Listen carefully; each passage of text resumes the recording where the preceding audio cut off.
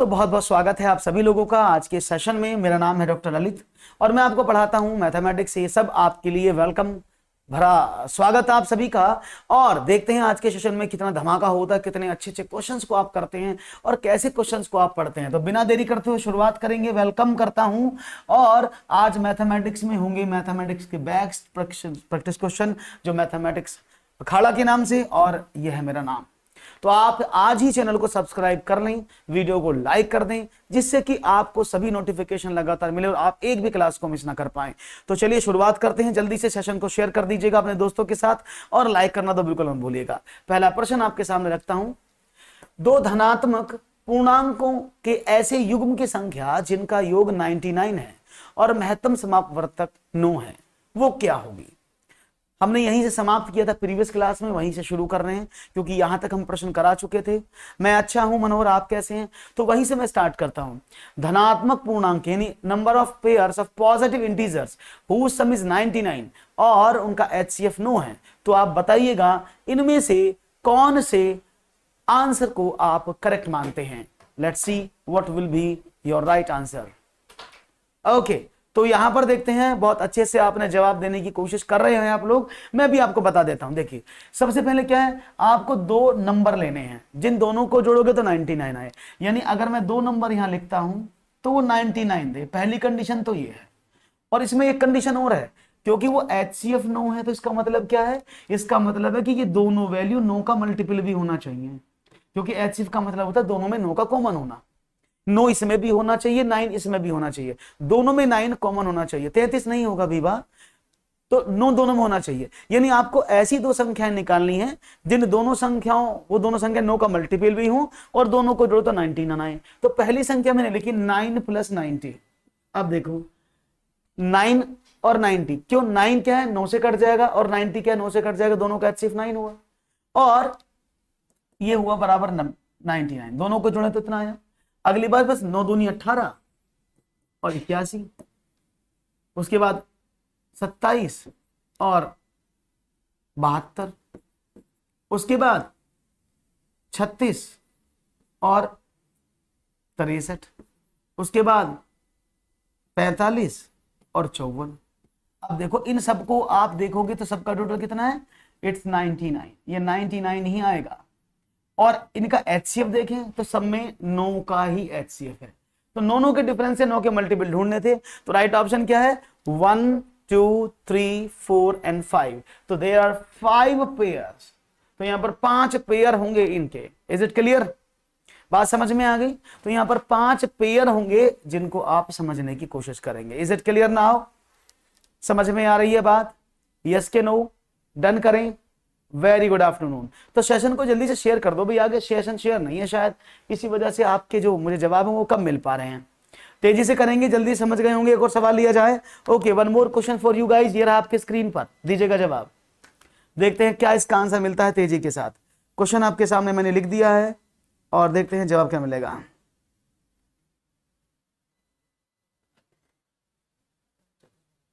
Okay, बढ़ रहा है। हाँ जी, यदि 12 व्यक्ति एक खाई को 20 दिन में खोद सकते हैं तो 15 दिन में इस खाई को खोदने के लिए कितने व्यक्ति लगाने होंगे? सवाल आपके सामने है। और ये सेशन शेयर कर दो भाई जल्दी से, जिससे कि आप सभी लोगों के पास इसका इंफॉर्मेशन पहुंच जाए और हमें भी पता लग जाए कि आपका सेशन में बच्चे ज्यादा होने चाहिए, तभी मजेदारी आती है ना? कम बच्चों में आनंद की प्राप्ति कम होती है। तो ज्यादा बच्चे हों तो ज्यादा अच्छा लगता है, और ज्यादा अच्छा लगता है तो ज्यादा बच्चे आते हैं। तो दैट्स इज द इशू। तो जल्दी से शुरू कर दो गुरु और बताओ मुझे इसका आंसर क्या होता है, जवाब क्या मिलेगा? जी बिल्कुल।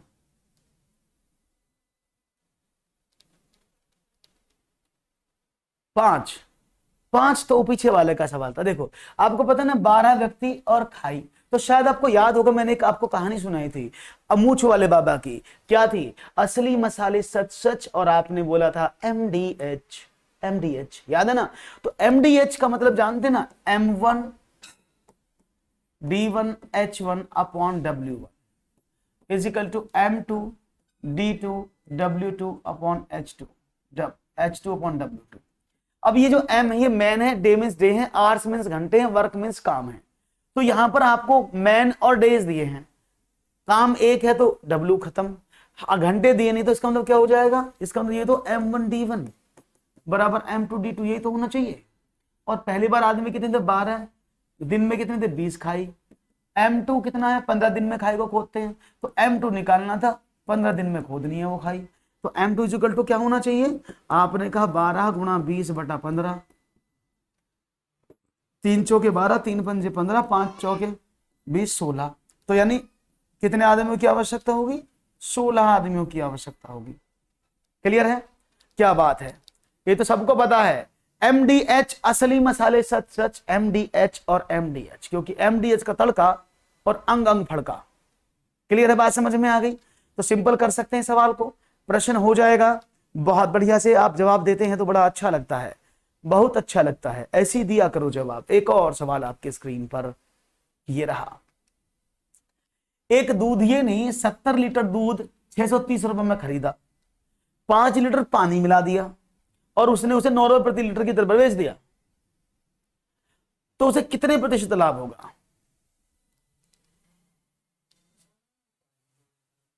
मैंने दिए वो इतना नहीं। हाँ जी, लगे मेरा चंडी, हाँ जी, खून दे रहा हूं गाल के तुम्हें।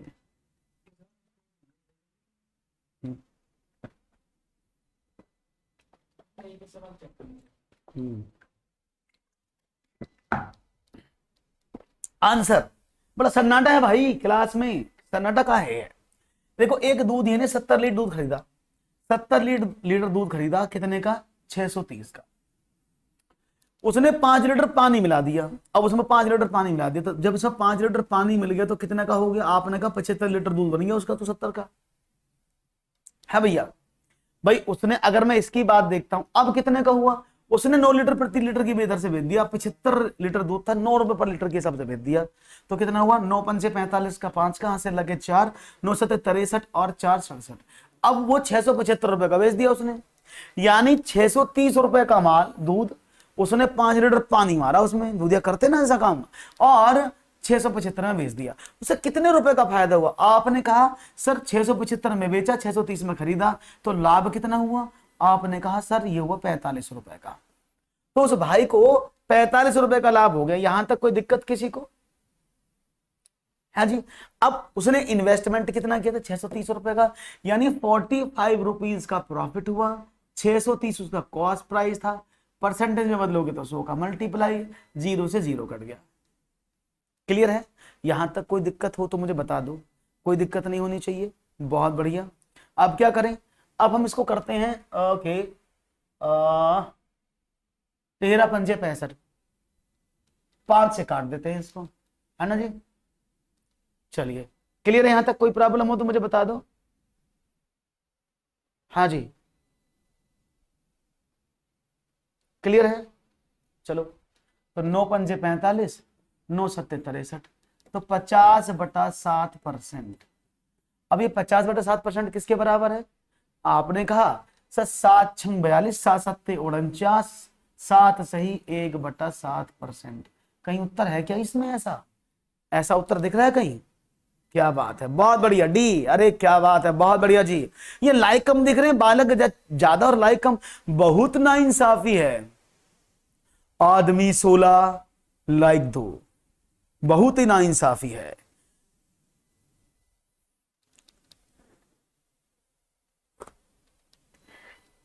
डी, बहुत बढ़िया, आगे बढ़े।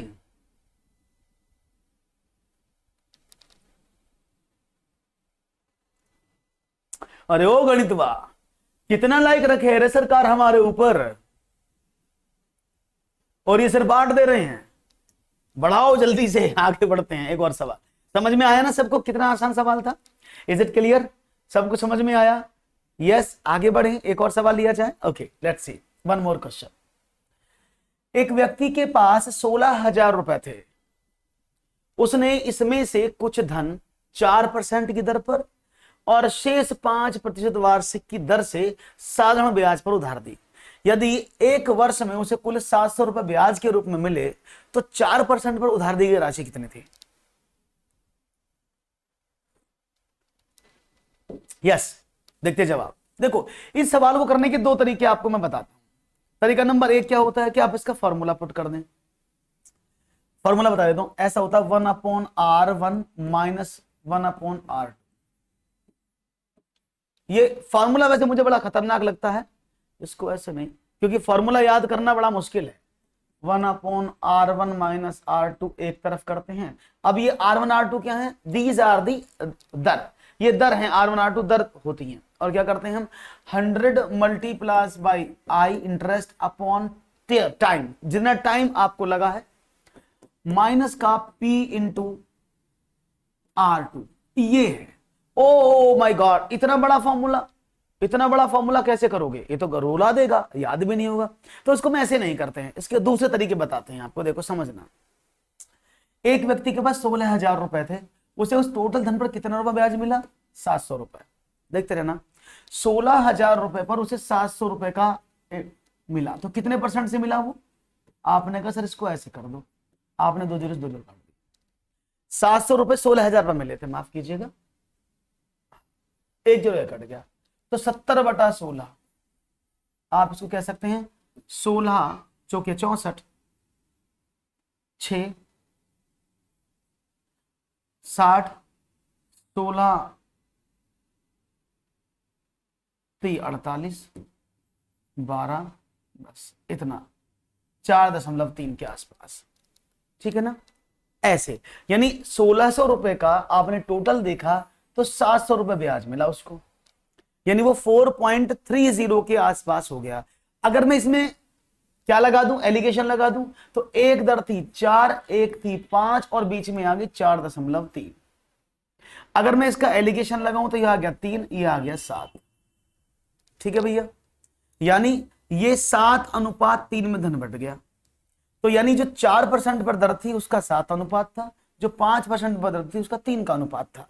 अब क्या करें, 7 और 3 का अनुपात आपको मिल गया। अब 16,000 रुपए थे, उसको 7 और 3 के अनुपात में आप बांट सकते थे, तो 10 हो गया, 7 और 3 10। तो उसने बोला था 4% पर, तो कितना हुआ? 16,000 मल्टीप्लाई बाई 7/100, तो 16 7 112,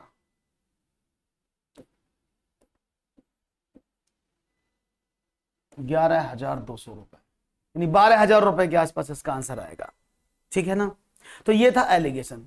700 दिया है ना यहां पर, ही ना, यदि एक वर्ष में उसे कुल, यानी इन दोनों दरों से उसे 700 रुपए ब्याज प्राप्त हुए, ये दिया है ना उसने क्वेश्चन में। समझ में आ रहा है? नहीं, दोबारा बता देता हूं, डोंट वरी, अब परेशान ना होना, दोबारा समझ लो। देखो, अगर ऐसे भी नहीं समझ में आ रहा है तो दोबारा एक और तरीका बता देता हूं, चिंता ना करें। 16,000 रुपए थे, मैंने माना 4% पर दी गई राशि x है। अगर आपको ऐसे ना समझ में आए तो पहले ऐसे समझ लो, 4% पर दी गई राशि x रुपए है, तो उसने भाई 5% पर कितनी दी गई होगी, तो 5% पर राशि कितनी हो गई? आपने कहा सर 16,000 में से x निकाल दो, वो 5% पर हो गई। उसने कहा इन दोनों राशियों से प्राप्त ब्याज 700 रुपए था 1 साल का। तो मैं ऐसे कर सकता हूं क्या भाई, पहले साल के लिए देखिए मूलधन कितना है x, परसेंट कितनी है 4, गुणा वर्ष 1/100, इस पर जो ब्याज प्राप्त हुआ प्लस जो इस पर ब्याज प्राप्त हुआ, 16,000 माइनस का x multiply by 5 multiply by 1/100, वो 700 रुपए। ऐसे तो कर सकते हो, ऐसे तो कर सकते हो ना, अगर उसको नहीं ये तो समझ सकते हो ऐसे, ठीक है ना? ओके, अब आपने 100 एल्स कॉमन लेकर उधर भेज दिया तो क्या बना? 4x प्लस 16 80,000 रुपए, बस 16,000 16 80,000 हो गया ना, माइनस का 5x बराबर 700 गुणा 100, यानी क्या हुआ? x माइनस का प्लस का 80,000 बराबर 70,000। तो x बराबर माइनस का क्या हुआ? माइनस का प्लस का 70,000 माइनस का 80,000, तो x बराबर 10,000 रुपए। तो जो x पर दी गई थी राशि वो कितनी थी? 10,000, और जो 5% पर दी गई थी 16,000 माइनस का 10,000 6,000। तो इस पर दी गई राशि 10,000 रुपए थी, इस पर दी गई राशि 6,000 रुपए थी। ठीक है ना, अब ऐसे कर सकते हो।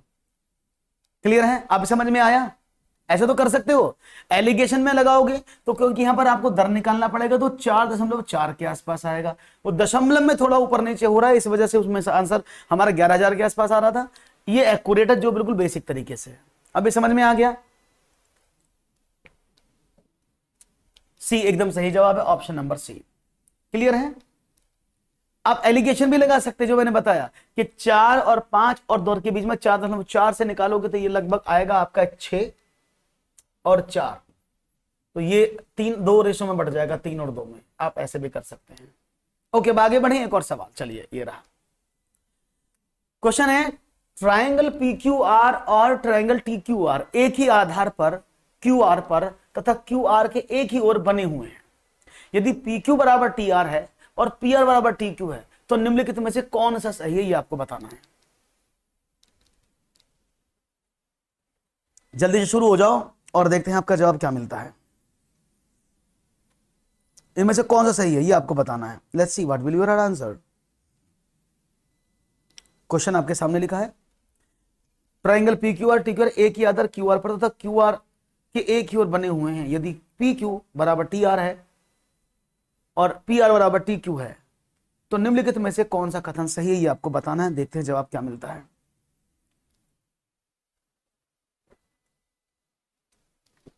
यस, उम्मीद है जल्दी से जवाब मिलेगा। भाई ये लाइक बड़े कम आ रहे हैं आज, क्या बात है? इतना कहने के बावजूद भी लाइक सिर्फ 9 पे बढ़ा दो इनको, ऐसे कैसे काम चलेगा? तो यहां पर आपसे सवाल दिया है कि ट्रायंगल PQR बराबर ट्रायंगल है ट्रायंगल TQR, ट्रायंगल PQR बराबर ट्रायंगल TQR। अब यहां 2 बार लिखा है ना, तो इसको मैं थोड़ा सा कर देता हूं। ये ऐसे है, सर्वांग सम का निशान लगा देते हैं इसमें, दोनों के जैसे। TQR बराबर ट्रायंगल, ये लेस देन है QRT, और triangle PQR is greater than angle QTR। These are 4 options.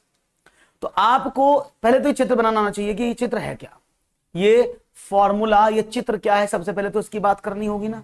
तो देखते हैं इस फॉर्मूले में, इस चित्र में क्या है। भाई ट्रायंगल 2 थे, एक था PQR एक TQR, एक ही आधार QR पर, ये QR हो गया, ये वाला एक ही आधार है QR, दोनों स्वर बने हैं। उसने कहा PQR, अगर मैं PQR की बात करता हूं तो मैंने एक यहां देखा PQR, ये बन गया ऐसे, एक ही बेस था, PQR हो गया। उसके उसने बोला TQR, अब एक T भी होगा तो मैं T को यहां बना देता हूं, अब ये TQR हो गया। ये बात समझ में आ रही है? यहां तो कोई दिक्कत, क्योंकि उसने कंडीशन दी है कि PQ बराबर TR और PR बराबर QR TQ, ये वाला। तो अब देखो यहां पर भुजा एंगल भुजा प्रॉपर्टी बन रही है। बैक अभी करते हैं, भुजा एंगल भुजा बन रहा है। जब भुजा एंगल भुजा बन रहा है तो यहां पर देखो 2 भुजाएं बराबर हैं, और आप तो जानते हैं अगर किसी भी ट्रायंगल में 2 भुजाएं बराबर हो, यहां पर भी 2 भुजाएं, तो वो दोनों त्रिभुज एक जैसे होते हैं। उनका क्या बोलते हैं? उनको सर्वांग सम, कॉन्ग्रुएंसी प्रूफ हो जाती है। तो मतलब क्या हुआ कि ट्रायंगल PQR इज कॉन्ग्रुएंट, सर्वांग सम with angle TQR। Is it clear?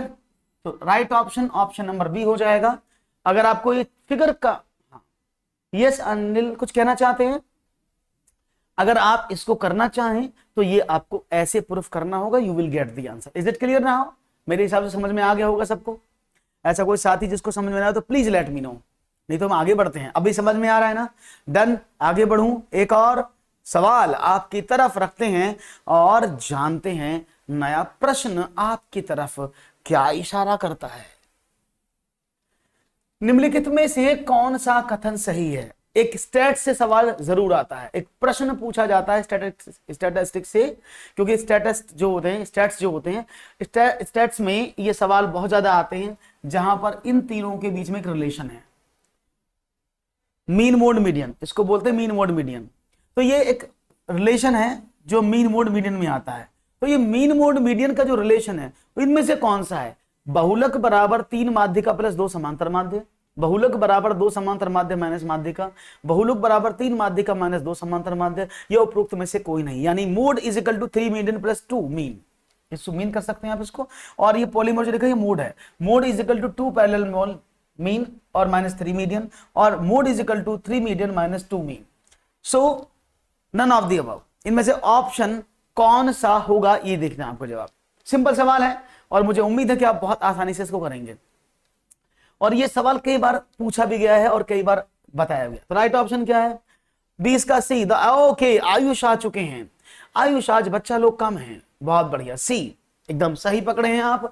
जो बहुलक का फॉर्मूला है दैट इज मोड, मैं लिख देता हूं, mode is equal to 3 median minus 2 mean होता है। This is the relation between mode, mean, mode and median. अब इसको कई तरह से बदल देते हैं, अगर आप मीन को इधर रखना चाहें तो मीडियन को उधर भेज देते हैं, आप मीडियन को रखना चाहें तो उसको उधर। अगर मैं बोलूं इसको ऐसे भी लिख सकते हैं आप, 3 median is equal to mode plus 2 mean. ये भी बात एक ही है, आप कैसे भी लिख लें, लेकिन जनरली जो हमारा रिलेशन है वो यही माना जाता है कि mode is equal to 3 median minus 2 mean. Okay, ये तो सबको पता है। अरे क्या बात है, बहुत ही खूबसूरत जवाब आप लोगों का। तो बढ़ते हैं आगे एक और सवाल की तरफ। क्वेश्चन है 21वां। 4.2 सेंटीमीटर व्यास वाले वृत्त की परिधि होगी।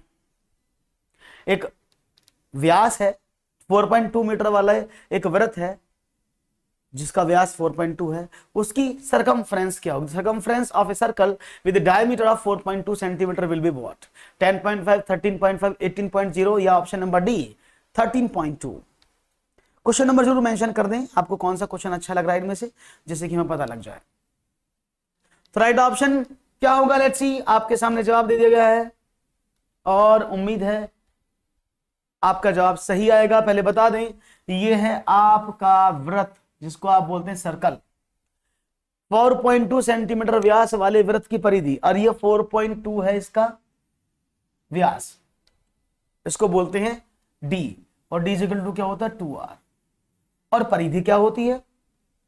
परिधि क्या होती है? आप कहते हैं सरकमफ्रेंस क्या होता है? परिधि, दैट इज व्हाट आपने कहा 2πr। इसको ऐसे लिख सकते हैं ना आप शॉर्ट में, 2r इंटू पाई, और 2r तो d होता है, तो इसको d इंटू पाई भी तो कर सकते हैं। अगर मैं यहां से लिख सकता हूं ना, पाई गुणा व्यास बराबर परिधि, ये भी तो सही भी बात है। तो इसमें 2 का चक्कर मत करना, 2 में भाग करना सिंपल। आपके तो हाथ भी काले पीले से आ रहे, क्या बात है। यानी पाई मीन्स 22/7 मल्टीप्लाई बाय व्यास 4.2, सीधा गुणा कर दो, 7 छंग 42, 22 छिक्का 132, और 2 अंक बाद दशमलव था 1 अंक बाद, तो आंसर 13.2। क्लियर है? तो आप हम ऐसे भी कर सकते थे, हमें डी दिया था, हम ये काम बढ़ा लेते हैं कि डी इज इक्वल टू दी आई थी ना, फिर आर निकालेंगे, तो 4.2/2 दैट इज 2.1। अब हम इस फॉर्मूले में पुट करेंगे कि 2πr 2 गुणा पाई गुणा आर, तो 2 गुणा 22/7 गुणा 2.1। बात वही है, लेकिन ये जो अननेसेसरी स्टेप है ये बढ़ गए। अगर आप सीधा गुणा कर देते इसमें तो ये एक बार में काम बन जाता। तो ये शॉर्ट करने का है, इससे आप आसानी से तरीके से कर सकते हैं, क्योंकि 2r भी डी ही होता है, व्यास ही होता है ना। बात समझ में आ चुकी है आप लोगों को? तो एक और सवाल ले लेते हैं, फिर देर किस बात की है। चलिए बिना देरी करते वन मोर क्वेश्चन। युगपत समीकरणों 2x + 3y = 10 तथा 4x + by = 3 द्वारा समांतर रेखाएं निरूपित होती हैं, तो b का मान क्या है? इनको बोलते हैं युगपत समीकरण। जानते हैं साइमल्टेनियसली इक्वेशंस? आपने पढ़ी होंगी युगपत समीकरण, पढ़ी है? शायद पढ़ी होंगी, अगर पढ़ी है तो आपको पता होगा कि 2 रेखाएं हैं, 2 रेखाएं आपस में समांतर कब होती हैं? ये पॉलिनोमियल भी हो सकते हैं। 2 polynomial always be equal when, मैं लिख देता हूं 2 समीकरण है, हालांकि ये समीकरण ऐसे होती हैं, मैं लिख देता हूं a1x + b1y + c = 0, ऐसे बोलते हैं a2x + b2y + c2 = 0। तो समांतर की प्रॉपर्टी क्या होती है? अगर a1/a2 is equal to b1 upon b2, यानी x और y दोनों के कॉफिशिएंट बराबर आ जाएं, उसी को बोलते हैं पैरेलल। तो ये पैरेलल की प्रॉपर्टी है, ठीक है, इसको समांतर की प्रॉपर्टी बोलते हैं। अगर इनमें से कोई भी बराबर ना हो, जैसे a1 upon a2 not equal to b1 upon b2, तो उसका नो सॉल्यूशन हो जाता है, देयर इज नो सॉल्यूशन, और रेखाएं क्या होती है, सीधी निकल जाती हैं। ओके, तो यहां पर हमने बात की a1 upon a2 b1 upon b2 की, तो देखिए क्या मिलता है। अब अगर इस समीकरण के आधार पर देखें तो समीकरण हमारी ऐसे थी, 2x, इधर लिख देता हूं, प्रॉपर्टी समझ में आ गई, यहां लिख देते हैं। तो एक तो 2x प्लस 3y है, एक 4x प्लस y है, तो इसको आप x और y, तो यह a1 अपॉन a2 करें तो इसका a क्या है 2, इसका क्या है 4, तो 2/4 लिख दूं, इजिकल टू उसका b क्या है 3 और उसका b, तो कितना हुआ आपने कहा 2b इजिकल टू 12 और b इजिकल टू 12/2 36।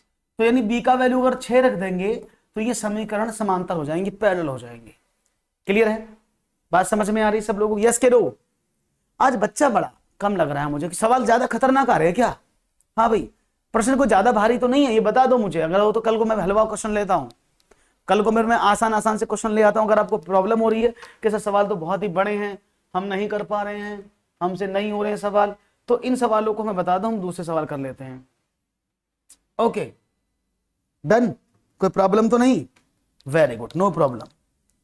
आगे बढ़े, एक सवाल और लिया जाए।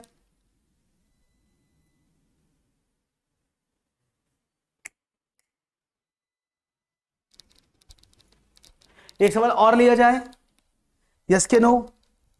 डन, आगे बढ़ते हैं, एक और सवाल की बात करते हैं। चलिए, 11 परिणामों का औसत 60 अंक है, यदि पहले 6 परिणामों का औसत 59 अंक है और अंतिम 6 परिणामों का औसत 62 अंक है, तो छठे परिणाम के अंक कितने हैं? देखते हैं जवाब क्या मिलता है। ना ही लाइक वाइक आ रहा है आज भाई, कहीं आज कुछ छुट्टी पर हो क्या? आज लाइक छुट्टी पर है क्या? लाइक वाइक नहीं, कुछ नहीं, ये समझ नहीं आ रही बात, क्या बात है आज? 11 परिणामों का औसत कितना है? 60 अंक है, यदि पहले 9 परिणामों का औसत 59 अंक है और अंतिम 6 परिणामों का औसत 62 अंक है, तो छठे परिणाम के कितने अंक हैं? क्वेश्चन आपके सामने है, उम्मीद करता हूं आपके जवाब मुझे अच्छे से मिलेंगे। 11 परिणामों का औसत दिया 60, पहले 6 परिणामों का 59, अंतिम 6 परिणामों का 62, तो छठे एक परिणाम का बताना था। तो देखते सवाल का मतलब क्या है। उसने बोला 11 परिणामों का औसत, तो सभी जानते हैं ना, मैं यहां लिख देता हूं। अगर हम एवरेज की बात करते हैं तो एवरेज क्या होता है? Total sum upon what? आपने कहा total sum upon number of term या नंबर ऑफ डिजिट, ये तो होता है। और हम टोटल की बात करते हैं यहाँ, क्योंकि टोटल कैसे निकालते हैं, तो आप क्या करते हैं, एवरेज में मल्टीप्लाई कर देते हैं नंबर ऑफ टर्म की, तो आपको टोटल प्राप्त हो जाता है। जैसे इसको यहां रखेंगे, इधर आके मल्टीप्लाई हो जाएगा। अब क्या करें, उसने बोला 11 परिणामों, अगर 11 परिणामों का औसत 60 है तो टोटल कितना हो जाएगा उसका? आपने कहा 60 में 11 की गुणा कर दो, 660 हो गया। Is it clear? ये तो टोटल 11 परिणामों का टोटल योग हो गया, टोटल जितना आया। ओके, उसने कहा उनमें से पहले 6 परिणामों का, तो पहले 6 का कितना था? उसने कहा सर 59, और अंतिम 6 का कितना था? अंतिम 6 का कितना था? अंतिम 6 का था 62, ठीक है ना? तो इसका मतलब क्या हुआ, आपने कहा सर 6 में 59 की मल्टीप्लाई कर दो, तो इससे भी टोटल मिल जाएगा। 6 नाम 54, 6 पंजे 30 और 5 35, 354, तो ये हो गया। अब 6 का इसका देखे तो 6 गुणा 62 हो गया, तो 6 दूनी 12, 6 छंग 36 और 1 37, ये हो गया। यानी इन टोटल देखा जाए 6 और 6 का, तो ये 12 हो गए ना भाई, टोटल 6 प्लस 6 12 अंक का टोटल कितना दिया? 4 और 2 6, 7 और 5 12, 3 और 3 4 1 756, यानी 12 का टोटल कितना है? 756 है, और 11 का टोटल कितना है? 660 है, क्योंकि एक नंबर को 2 बार रिपीट किया गया। आप देखो कैसे, सपोज ये 12 अंक थे, 1 2 3 4 5 6 7 8 9 10 11, तो उसने बोला पहले 6 अंक ऐसे लिया उसने, ये वाले, उन्हें बोला बाद वाले 6, आपने ये लिया, तो यानी एक अंक जो है बार बार रिपीट हुआ, वो कैसे निकलेगा? टोटल करके 6 और 6 12 में से इस वाले को घटा दो, आपका आंसर मिल जाएगा। पता नहीं छुट्टी पर है शायद, तो कितना 12 का हुआ 756। आपने क्या काम किया भाई, 11 का ये था, 12 का ये था, 12 में से 11 वाले घटा दिए, आप बोले घटा दो, हमने घटा दिए, तो कितना हुआ 756 में से अगर मैं 660 घटाऊं तो कितना आएगा 6, और 15 में से 6 गए तो आपने कहा 6, 15 में से 6 गए तो 9, 9 और 6 15, तो ये 96 आना चाहिए। यहाँ उत्तर कैसे गड़बड़ हो रहा है मेरा? 26, ओ एक मिनट, 6 दूनी 12, 6 चंग 36 और 1 37, सही तो है? कुछ गड़बड़ तो नहीं हो रही सवाल में? 59 में 6 की गुणा करी तो 354 सही है, 372 भी सही है, 4 2 6 7 5, ओहो हो 7 5 12, माफ करिएगा, ऐसे 726 है ये। अब आएगा 6, 12 में से 6 गए 6, that is the right answer 66। तो राइट ऑप्शन हाँ कर दिया है। ये रीड का ही पढ़ा रहा हूं आयुष में, it's read, that is 700, right option is 66। तो 66 जो है वो इसका एक्यूरेट आंसर होगा जो आपने किया। सिंपल तरीका था, आप इसीलिए, ये तो मैंने बहुत बड़े में बताया है, आप चाहते तो उसको ऐसे भी कर सकते थे, मैं इसका शॉर्ट ट्रिक बता देता हूं, आप ऐसे भी कर सकते थे कि 11 गुणा 60 माइनस 6 गुणा 59 प्लस 6 गुणा 62, तब भी आप सीधा निकाल सकते थे, क्योंकि ये इसका योग, ये इन दोनों का टोटल, आपको तब भी आंसर मिल जाता। You can do look like that. Okay, एक और सवाल, चलो। x तथा y की आय का अनुपात 5:4 है, उनके खर्चों का अनुपात 3:2 है। यदि वर्ष के अंत में प्रत्येक ने 1600 रुपए की बचत की तो x की आय कितनी है, ये आपको बताना है। x तथा y की आय का अनुपात आपको 5:4 दिया है, उनके खर्चों का अनुपात 3:2 है। यदि वर्ष के अंत में प्रत्येक ने 1600 रुपए की बचत की तो x की आय कितनी है? 3600, 5000, 4000 या 1600। तो देखते हैं आपका जवाब क्या मिलता है। x और y के अनुपात आपको दिए गए हैं और उम्मीद करता हूं उनके खर्चों का अनुपात 3:2 दिया गया है। तो सवाल है आपके सामने, अगर वो अंत में प्रत्येक ने 1600 रुपए की बचत कर डाली तो x की आय कितनी थी, ये आपको बताना है। और यहां पर सी ऑप्शन मुझे मिल रहा है, क्या बात है, बढ़िया, वेरी गुड। चलो समझते हैं। देखो, उसने बोला x की आय, जो इनकम है वो ये लिखी है, इनकम, इनकम का अनुपात किस किस का, ये x है और ये y है भाई साहब। उसने बोला इसका 5 है और इसका 4 है, और इनके एक्सपेंसेस का कितना, खर्चे का कितना, उसने बोला इनके खर्चों का अनुपात 3:2 है। अब देखते रहे ना x और y। उसने यदि वर्ष के अंदर प्रत्येक ने, यानी इन दोनों का अंतर कितना है, आपने कहा कि सर 1600 रुपये बचाता है, ये भी तो ये करता है, इन दोनों का डिफरेंस कितना है, वो भी 1600 रुपये है भाई, दोनों वर्ष के अंत में 1600 रुपये बचाते हैं। Is it clear? तो इन दोनों अनुपातों का डिफरेंस कितना आया, 2, इसका भी 2, तो मतलब क्या हुआ, 2 अनुपात 1600 के बराबर है ना। तो x की आय कितनी है, जब 2 अनुपातों का वैल्यू 1600 के बराबर है, x के बारे में बात हो रही है, इसके बारे में, y के बारे में बाद में बात करेंगे, तो 1 अनुपात का वैल्यू 800 हो गया, और x की इनकम कितनी थी, 5 अनुपात थी, तो कितना हुआ 4000 रुपए। तो जो x की इनकम वो कितनी हुई, 4000 रुपए। पढ़ाई कैसे करें, पढ़ाई करना तो बड़ा आसान है। हम्म हम्म ले लो तो बात समझ में आ गई, कोई प्रॉब्लम तो नहीं है? Is it clear? यस के नो?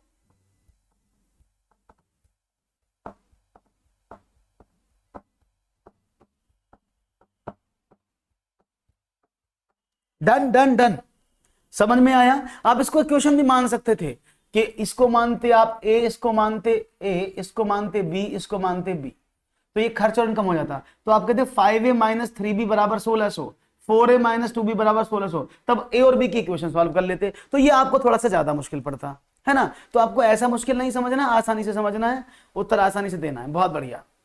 तैयारी करने के लिए बहुत ही आसान तरीका है, आप सबसे पहले तो कॉन्सेप्चुअल स्टडी करने की कोशिश करें, लेकिन अब 26 तारीख को एग्जाम है तो कॉन्सेप्चुअल स्टडी तो होगी नहीं, अब सिर्फ और सिर्फ practice session, practice session, practice session, अब सिर्फ प्रैक्टिस सेशन पर आप फोकस करें, you will get the good result.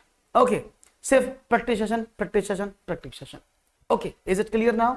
बढ़िया, तो समझ में आ गई बात। डन, आगे बढ़े, एक और सवाल, चलो देखते हैं, नया सवाल आपके सामने लाता हूं और देखता हूं क्या कहता है आपसे नया प्रश्न।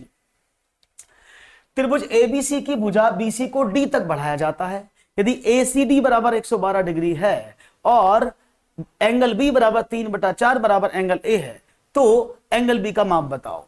थोड़ा सा इसमें कुछ सवाल में मुझे गड़बड़ सा लग रहा है, इसको मैं देख लेता हूं। ये एंगल बी बराबर 3/4 ए है, ये बराबर नहीं होना चाहिए ऐसे, हाँ अब सही है। एंगल बी का वैल्यू 3/4 एंगल ए के बराबर है, यानी एंगल बी जो है वो एंगल ए का 3/4 है। तो सवाल आपके सामने, अब तो इजी है, कर सकते हैं। यानी त्रिभुज की भुजाएं भी, पहले मैं इसका चित्र बना देता हूं जिससे कि आपको आसानी रहे, है ना। तो ये चित्र एक ट्रायंगल है ये वाला, ऐसे इसका मैंने पहले फिगर बना दूं आपके लिए, तब शायद आप आसानी से कर पाएंगे। त्रिभुज था एबीसी, ये ए था, ये बी था और ये सी था। उसने कहा बीसी को डी तक बढ़ाया गया है, ऐसे बढ़ा दे डी तक। और यदि एसीडी यानी एसीडी ये जो एंगल है ये दे दिया आपको 112 का, और दूसरी प्रॉपर्टी कह दी कि एंगल बी क्या है, मैं यहां लिख देता हूं जिसे आपको, एंगल बी क्या है, आपने कहा angle B is equal to 3/4 angle A है। अभी दो प्रॉपर्टी दी है, तो आपको इस एंगल का वैल्यू बताना ये क्या होगा, बस क्वेश्चन ये है। अब तो समझ में आया। और सरिता ने आंसर दिया है सी, क्या बात है। बाकी सभी लोग क्या कह सकते हैं आंसर को? तो देखो सिंपल सी थ्योरी है, अगर आप समझने की कोशिश करेंगे तो आप सभी जानते हैं, अगर ये 112 है तो लीनियर प्रॉपर्टी के अकॉर्डिंग ये क्या होगा, अगर ये 112 है, ये लीनियर पेयर है, यानी एक सीधी रेखा थी बीसी बीडी, उस पर एक लाइन डली 112 डिग्री का कोण बना के गई, तो ये कितने का बना? आपने कहा सर ये वाला कोण बनेगा 58 डिग्री का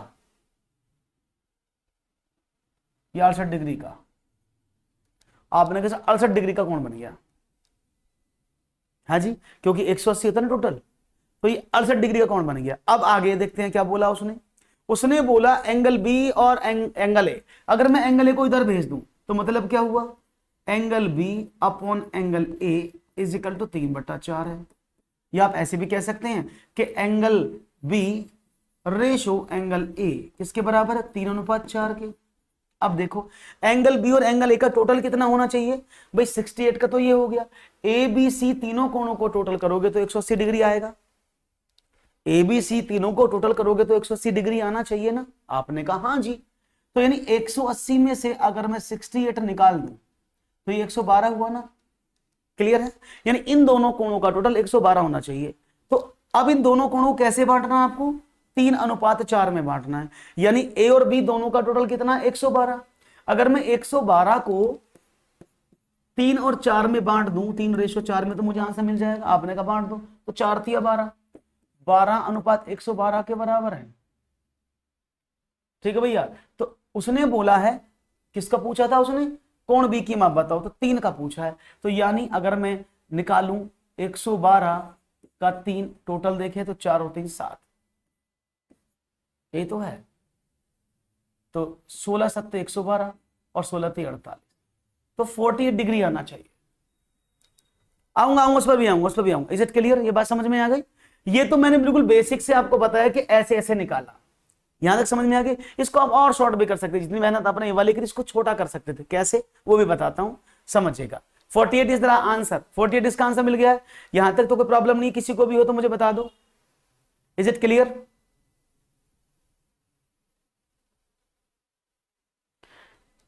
क्योंकि ये वाला, हाँ 16 3 48 क्लियर है भाई, कोई प्रॉब्लम तो नहीं किसी को। आगे बढ़ूं, अब मैं इसको दूसरे तरीके से बताने चाहूंगा, कोशिश करूंगा जिससे कि आप इजीली समझ लें। ये आपके सामने एक त्रिभुज है ऐसे, ये ए है, ये बी है और ये सी है और ये डी है। ये एंगल 112 का है। और शायद आपको पता होगा according to the property of triangle कि इन दोनों कोणों का टोटल इसके सम्मुख कोण के बाह्य कोण के बराबर होता है। यानी अगर आप ए और बी दोनों को जोड़ेंगे इनका टोटल 112 है। ये प्रॉपर्टी आप सब जानते होंगे, शायद सभी को पता होगी प्रॉपर्टी क्या कहती है कि दो अंतः कोणों का योग उसके सम्मुख कोण के बाह्य कोण के बराबर होता है। यानी ये ए और बी का टोटल 112 है। बस उसने बोला एंगल बी, एंगल यहां लिखा हुआ है तो angle B upon angle A is equal to 3/4 है। तो आपने देखा एंगल बी और एंगल ए का अनुपात कितना है, 3:4। तो एंगल बी का वैल्यू 3 है, टोटल हुआ 7। तो 112 टोटल इनका पहले से निकाल चुके हैं आप। तो आप क्या करेंगे, 112 का 3 हिस्सा निकालेंगे 7 से। तो 16 7 112, 16 3 48, तो 48 इसका वैल्यू हो जाएगा। आप अगर इसका 4 बार निकालेंगे तो 16 चौके 64 डिग्री ये हो जाएगा। इसको निकालने की जरूरत ही नहीं पड़ेगी, ठीक है ना। तो आप ऐसे भी कर सकते हैं, चॉइस ऑलवेज बी योर्स, जैसे आपको पसंद हो you can do your question as your own, ठीक है। तो मैंने दोनों बेसिक भी बता दिया है और मैंने आपको प्रॉपर्टी से भी बता दिया है कि कैसे करेंगे। एक और चलो, 7 सेंटीमीटर लंबी एक जीवा वृत्त के केंद्र पर 60 डिग्री का कोण बनाती है। वृत्त की त्रिज्या क्या होगी। एक वृत्त है, उसमें लिखा है वृत्त की एक 7 सेंटीमीटर लंबी, यानी जो वृत्त की जीवा है वो 7 सेंटीमीटर लंबी है, वृत्त के केंद्र पर 60 डिग्री का कोण बनाती है। कोई बात नहीं है। अब हमें बताओ कि वृत्त की त्रिज्या क्या है। मैं इसका चित्र बना देता हूं ऐसे, क्योंकि बिना चित्र के तो आप समझ नहीं पाओगे। ये रीट के लिए प्रिपरेशन है सारी, देख लेना रीट में इस तरह के सवाल बहुत आते हैं। तो आपने कहा सपोज करती है जीवा है 7 सेंटीमीटर लंबी, उसने कहा वृत्त के केंद्र पर 60 डिग्री, यानी अगर वृत्त के केंद्र की हम बात करते हैं तो ये वाला केंद्र हो गया ऐसे, तो ये 60 डिग्री कोण बनाती है। क्लियर है यहां तक, कोई दिक्कत किसी को। ये सवाल उसने दिया हुआ है, मैंने माना ये ए है, ये बी है और ये ओ मान लेते हैं क्योंकि सेंटर को ओ मांगते हैं। अब क्या करें, अब उसने बोला क्योंकि ये दोनों वैल्यू जो हैं, ये वाली और ये वाली, भाई ये ओ ए और ओ बी तो वृत्त की क्या है, रेडियस है ना भाई, ये तो त्रिज्या है ना, तो त्रिज्या तो बराबर होती है, यानी दोनों वैल्यू तो बराबर है। ओ ए और ओ बी तो दोनों बराबर होंगी क्योंकि तो रेडियस है ना वृत्त की, और रेडियस तो किधर भी खींचोगे वो बराबर होती है। तो ये तो पता लग गया आपको। और आपको पता है ए ओ बी आपको दिया है 60, ए ओ बी कितना दिया है 60 डिग्री है ना, ए ओ बी भी तो दिया था आपने। तो अगर मैं इन दोनों एंगल के बारे में बात करूं, इन दोनों एंगल को निकालने की कोशिश करूं, तो जितने त्रिभुज में भुजाएं बराबर होती हैं उतने कोण भी बराबर होते हैं। शायद आपको याद हो, भाई आपने मैंने प्रॉपर्टी ट्रायंगल की पढ़ाई हुई है कि जिस त्रिभुज में जितनी भुजाएं बराबर होती हैं उसके उतने ही कोण बराबर होते हैं। यानी इसमें 2 भुजाएं बराबर हैं तो ये दोनों कोण भी बराबर होंगे। तो मैंने क्या देखा, 180 का टोटल था, इसमें से मैंने 60 घटाया, मुझे 120 आया। तो इन दोनों कोणों का मान बराबर होगा तो 2 से डिवाइड कर दें तो ये भी 60 का बन गया, ये भी 60 का बन गया। ये बात समझ में आ रही है, क्योंकि त्रिभुज में 2 भुजाएं होगी, ओ ए वो भी रेडियस, ओ बी वो भी रेडियस, और दोनों रेडियस एक साथ मिलती हैं तो रेडियस मतलब बराबर, 2 भुजाएं बराबर होगी तो उसका क्या हुआ, वो समद्विबाहु त्रिभुज के नाम पर आया। और आपने देखा ओके सर समबाहु त्रिभुज, क्योंकि 2 भुजाएं बराबर हैं तो हमने इस तीसरे कोण को उसमें से निकाला, ये कोण दोनों बराबर 2 से भाग किए तो एक कोण 60, यानी अब इस पूरे ट्राइंगल का हर एक कोण 60 डिग्री का है, हर एक कोण 60 डिग्री का है। अब यानी इसका अगर ये हर एक कोण 60 डिग्री का, इसका मतलब क्या हुआ, त्रिभुज कैसा बन गया, समबाहु। तो अब इसकी हर एक भुजा भी तो 7 सेंटीमीटर की हो जाएगी। अगर इसका कोण 60 सेंटीमीटर का, तो वृत्त की त्रिज्या क्या होगी, देख लो अब तो पता लग गया होगा क्या होगी। तो राइट ऑप्शन क्या है, दैट इज 7। कोई दिक्कत, बात समझ में आ गई भाई। हाँ जी, कोई इशू, इजी सवाल है, कोई मुश्किल तो नहीं आई किसी को, मुझे मुश्किल आई तो बता दे। लगता है मुश्किल तो नहीं आनी चाहिए थी, फिर भी आई हो तो प्लीज लेट मी नो। समझ में आया, फिर से बताऊं, अच्छा सवाल था। ऐसे सवाल एग्जामिनेशन में आ सकते हैं और ज्यादा मुश्किल नहीं है, लेकिन है इजी, लेकिन आपको करने की जरूरत है।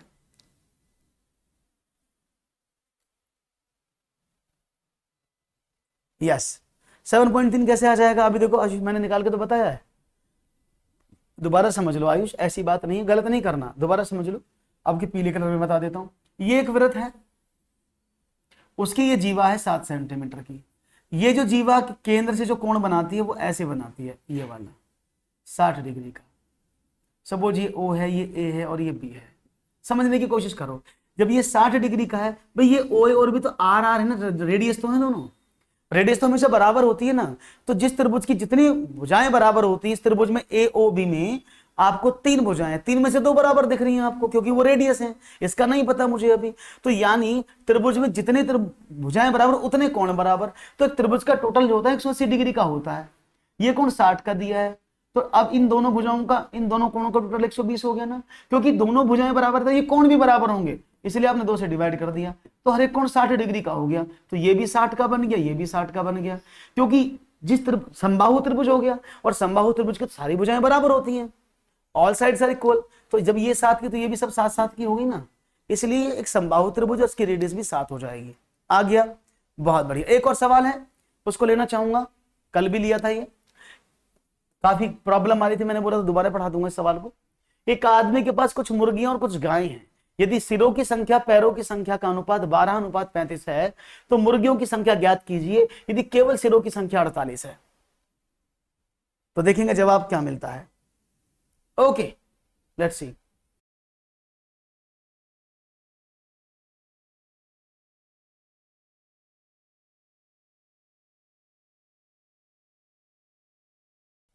ओके, तो देखते हैं आपका जवाब क्या मिलता है। आ गया, वेरी गुड। देखो, एक आदमी के पास कुछ मुर्गे और कुछ गाय हैं, मैंने मारा कुछ हैंस और कुछ काऊ उसके पास है, लेकिन उसने क्या बोला है, उसने बोला है कि उनके जो हेड्स हैं और जो उनकी लेग्स हैं, उन दोनों का रेशो दिया था 12:35। उसने कही थी मुर्गों की संख्या ज्ञात कीजिए यदि केवल सिरों की संख्या 48 है। उसने बोला सिर की संख्या कितनी है, यानी जो हेड्स हैं वो क्वांटिटी में 48 है, नहीं 12:48 के बराबर है। तो जब 12:48 के बराबर है तो 1 किसके बराबर हुआ, 4 के बराबर। तो ये जो 1:4 के बराबर है, तो मुझे बताओ ये जो 35 अनुपात था, ये इसके पैर कितने हो गए, आपने गुणा 4 कर दिया, आपने कहा 140। यानी उस पूरे ग्रुप में सिर की संख्या 48 और पैर की संख्या 140 है। ये बात तो क्लियर हो गई, ये बात तो समझ में आ गई सबको, यहां तक तो कोई दिक्कत नहीं है। Very good. अब क्या करें, अब मैं इसको शॉर्टकट बता देता हूं, हालांकि मैंने कल करा दिया था, ये प्रॉब्लम कर रहा था। तो क्या है, आप लोग कह रहे थे कई बच्चों को समझ नहीं आया था, इसलिए बता रहा हूं। तो आपने कहा पैरों की संख्या का आधा माइनस सिरों की संख्या, हमेशा आपको 4 पैर वाले जानवर की संख्या देगा, हमेशा 4 पैर वाले। तो यानी सर कितने हैं, पैर कितने हैं, 140। तो आपने 140 में 2 का डिवाइड किया, सर कितने थे, आपने कहा 48, तो कितना हुआ 70 माइनस का 48 बराबर 22। तो 22 4 पैर वाले क्या है, इसमें गाय हैं, तो जो गाय हैं वो 22 हैं। टोटल थे 48, क्योंकि सर तो सबका एक होता है ना, तो 48 में से आपने 22 निकाला, तो मुर्गियां आ गई 26। ऐसे इस सवाल को करते हैं। इज इट क्लियर नाउ, सबको समझ में आ गया कैसे करते हैं, कोई प्रॉब्लम तो नहीं, किसी को प्रॉब्लम हो तो please let me know, any issue, any task, any problem हो तो बताओ। कोई प्रॉब्लम नहीं है ना, बहुत अच्छी बात है। तो आप लोगों को प्रोसेस कैसा लगा जरूर बताएं, लाइक शेयर जरूर कर दें और चैनल को सब्सक्राइब करना बिल्कुल भी ना भूलें। फिर एक नई वीडियो के साथ मिलता हूं आपको कल, तब तक के लिए दीजिएगा इजाजत। Thank you and have a good day. Don't forget to subscribe our channel.